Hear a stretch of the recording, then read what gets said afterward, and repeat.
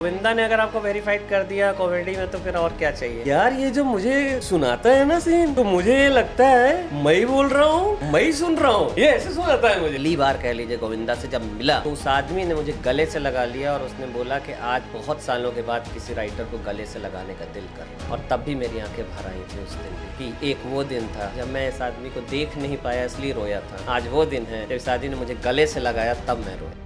तो Govinda, Amit Aryan and David Dhawan कैसे हुआ? क्या हुआ कि बड़ा मज़ेदार किस्सा है कि मैं ना डेविड धवन साहब की जो फिल्म थी डू नॉट डिस्टर्ब, जिसमें गोविंदा भी थे, उसके पहले 2007 की बात है ये, मैंने एक फ़िल्म साइन की थी सुभाष घई की। तो सुभाष घई साहब एक फ़िल्म बना रहे थे जिसमें गोविंदा, संजय दत्त, फरदीन खान। वो फिल्म मैंने साइन की, लिखी मैंने। अब जो है उस फिल्म का नरेशन गोविंदा को देना था और गोविंदा हमेशा जो काम करते आए थे सब अनीस बाज़मी और जो है बड़े बड़े जितने कॉमेडी के थे, कादर खान और ये सब, इन सब के साथ उन्हें बताया गया, सुभाष जी ने उनको बताया, सुभाष घई ने, कि एक बहुत अच्छा राइटर है, नया लड़का है और वो बहुत कमाल लिखता है, उससे लिखवाया। तो गोविंदा को थोड़ा डाउट हुआ कि गोविंदा के लिए लिखना, तो उन्होंने कहा नहीं नहीं, मैं पहले मिलूँगा, क्या लिखा है सुनूँगा। तो मैं, मेरे डायरेक्टर और सुभाष घई जी की तरफ से जो है उनके जो उस समय होते थे, जो हेड करते थे उनकी कंपनी को, वो हम लोग साहब पहुंच गए गोविंदा के घर। अब गोविंदा के घर पहुंचे तो ये कितने साल पुरानी ये बात है? 2007 की बात बता रहा हूँ मैं। ये before do not disturb, David साहब की फिल्म के पहले। एक्चुअली मैंने सबसे पहली फिल्म जो लिखी थी वो गोविंदा के लिए, वो थी सुभाष घई की फिल्म। तो अब क्या हुआ कि वहाँ पहुँचे हम लोग, गोविंदा आए। गोविंदा का जो घर है उसके ठीक सामने एक बंगलो है, उसमें उन्होंने अपना ऑफिस भी बना रखा था। उस समय एमपी भी होते थे उस समय वो। तो वहाँ पे जो है बैठे हम लोग, आए गोविंदा, मिले। उसके बाद उन्होंने मुझे देखा, तब मैं बड़ा पतला दुबला सा हुआ करता था, बहुत कम एज का। तो उनको थोड़ा सा डाउट भी हुआ देख के कि अरे यार ये क्या सुनाएगा। फिर उन्होंने कहा अच्छा ठीक है सुनाओ। तो अब मेरा तो परफॉर्मिंग नरेशन होता है और फिर मेरा परफॉर्मिंग नरेशन ऐसा होता है कि अगर मैं जिस एक्टर को नरेशन देता हूँ वो एक्टर जो है उसको लगता है वही बोल रहा है। तो अब मैंने जब बोलना शुरू किया, और उस फिल्म में उनका नाम था सुभान अल्लाह। अच्छा। एक मुस्लिम कैरेक्टर होता है और बहुत प्यारी फिल्म लिखी गई थी वो। तो अब साहब जो है उसको मैंने जब सुनाना शुरू किया तो वो सुनते गए, मुझे देखते जा रहे हैं, मैं सुना रहा हूँ और इतने खुश हो गए सुन के कि मुझे सीधे उन्होंने गले से लगाया और उन्होंने एक बहुत बड़ी बात बोली उस समय सबके सामने।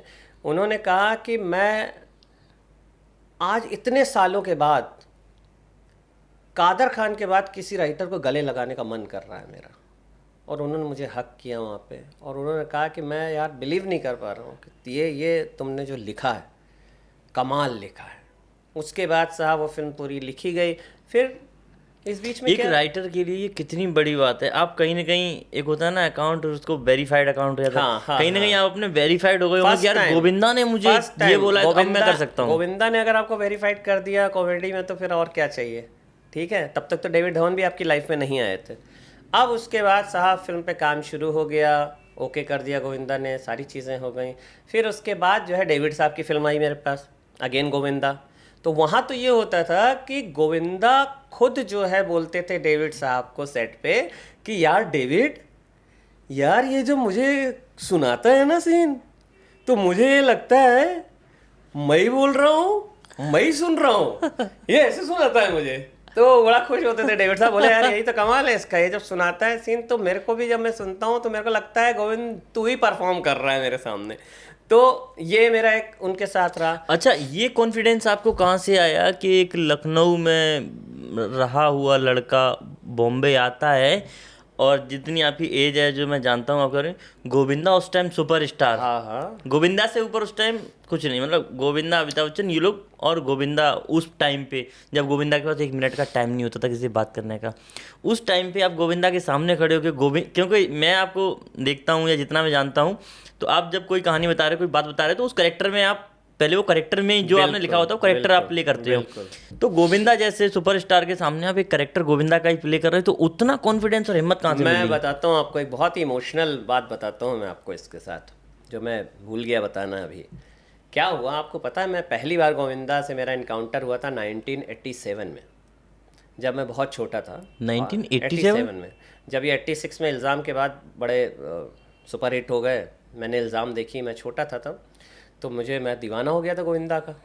और 87 में मैं अपने फादर के साथ बम्बई आया हुआ था घूमने के लिए। तो यहाँ हमारे एक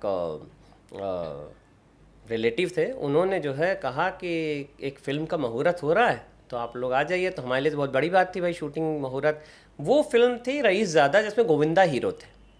वो मेरे लिए बहुत बड़ा मोमेंट था कि मैं गोविंदा को देखूंगा आज।